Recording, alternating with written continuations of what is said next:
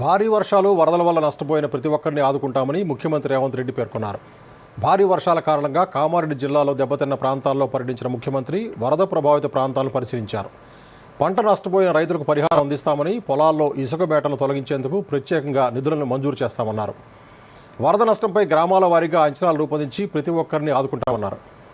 భారీ వర్షాలు వరదల వల్ల నష్టం జరిగిన చోట శాశ్వత పరిష్కారం చూపేందుకు అవసరమైన ప్రణాళికలు సిద్ధం చేయాలని, రోడ్లు ప్రాజెక్టులకు మరమ్మతులు చేసేందుకు కూడా అంచనాలు రూపొందించాలని అధికారులు ఆదేశించారు.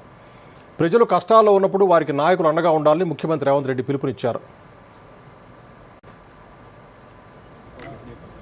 ఉమ్మడి నిజామాబాద్ జిల్లాకు సంబంధించిన మన నియోజకవర్గాలకు సంబంధించిన కీలకమైన సమస్యలు, ముఖ్యంగా ఈ వరదల సమయంలో, ఈ వర్షాల సమయంలో జరిగిన డ్యామేజ్ ఏమేమి రిపేర్లు చేయాలి, ఏమేమి నిధులు మంజూరు చేయాలి, వీటన్నిటికీ సంబంధించి ప్రభుత్వం ఈ ప్రాంతానికి సానుకూలంగా స్పందించి నిధులు వేగంగా విడుదల చేస్తాం.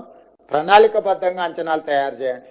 అందాజ మీద చేయడము, టెంపరీ అనేది ఫ్లడ్స్ వచ్చినప్పుడు అడ్రస్ చేసేది, మీరు తర్వాత చేసుకునేదంతా కూడా పర్మనెంట్గా అవసరం అనుకుంటే ఒకవేళ కేంద్ర ప్రభుత్వం నిధులు లేకపోతే మొత్తం నిధులు రాష్ట్ర ప్రభుత్వమే ఇస్తుంది.